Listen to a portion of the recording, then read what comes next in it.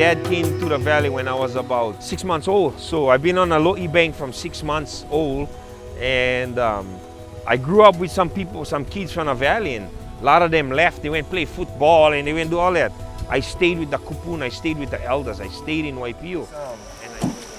I need to take that to the younger generation. This is a viable business. Getting back to our land, taking care of the land will take care of you. Even if we had 1,000 acres of taro right now, all of Waipi'o saturated with taro, still wouldn't have enough for the state of Hawaii. Gerbers approached me. They want 5,000 pounds a week to start in 55-gallon drums.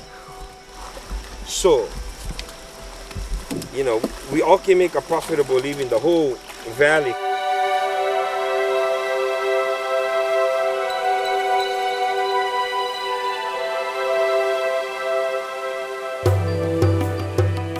Waipi'o Valley, ancient home of royalty, revered place for commoners, cherished haunt of the deities. Water flows abundantly here, and for centuries it was a major population and agricultural center. Great battles have been fought, and legends formed in Waipi'o. At the time of Captain Cook's arrival in the islands, approximately 2,600 Hawaiians lived here. Today, only 30 to 40 people now reside in the valley full-time. The people who have inhabited Waipi'o from ancient times until now have endured wars, disease, droughts, tsunamis, and flooding. But as centuries have passed, and the Valley of Kings has experienced dramatic change, one thing that has remained constant in Waipi'o is the kalo, or taro, and its prized byproduct, poi.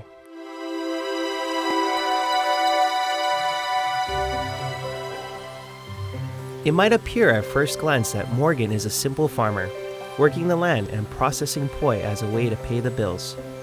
But he is more than that. He has grander visions for the cultivation of kalo in Waipi'o Valley. He sees kalo farming as a sustainable way to feed all people. If we can open the land and make more seed in the next 1.5 to 2 years, then after that we just fill up the whole valley with seed. And then bring the price from $5 to $2.50, because we're gonna get volume, so we can make it more ready and available to the people. You know? So you know, the livelihood and the sustenance is here. I went even as far as thinking of dehydrating the poi so we can take it for relief over the other countries. You know what I mean? Because it's a non-allergenic product, and you can eat the whole plant, the leaves, the stem, the corm. You know, it's really healthy. A few times a week, Morgan and his small group of helpers and family makes the trip down Waipi'o's steep access road to plant their feet in the earth and help maintain a tradition that transcends time. See, this is a seed, that's what we plant. And I got seeds like this in here, maybe 500 years old, I don't know, because we plant the same one over and over, and it's been passed down through generations, so I just perpetuate the seed and just keep planting it over and over. This is the mama that I cut it off of. And this is a seed I planted last year. And came a mama, and came 1, 2, 3, 4 other seeds came from it. So now I have 5 seeds out of 1. So that's how I'm expanding the farm. Every year we're expanding and expanding and expanding, yeah? Just from 1 seed. Every kalo plant originates from one special seed.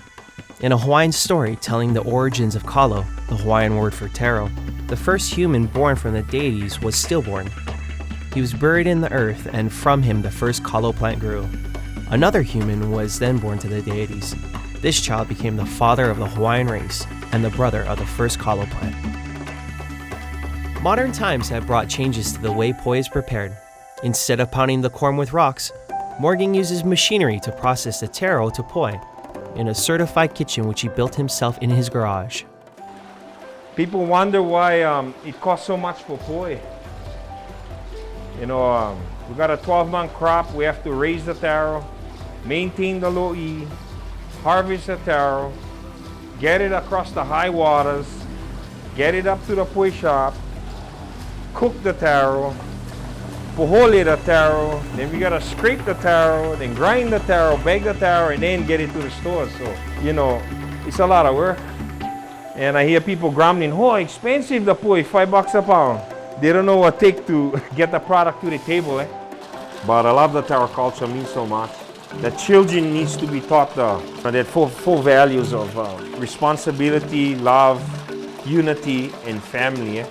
I don't know how to use a computer. You know, I'm 47 years old, but I know how to grow taro and make poi and feed people. With the money we make, we send our children to school, you know, and all of that. But they need to come back to the land. They need to have that part of the culture instilled in them.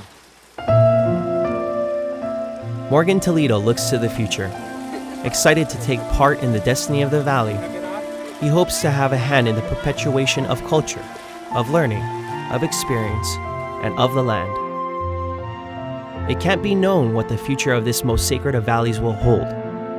Whether it will be wars, disease, droughts, tsunamis, or flooding, Waipi'o will continue to adapt and evolve. Morgan has made it his mission to see that the one thing that will remain steadfast will be the kalo and the poi.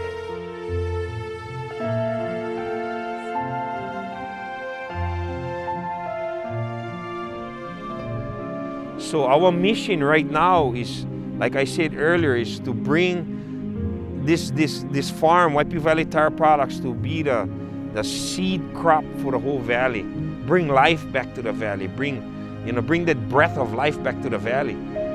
The price of taro keep going up. The demand of taro is like that sky up there. And this is where it's at. This is a viable business to survive. Eh? I never knew I had it all until 10 years ago.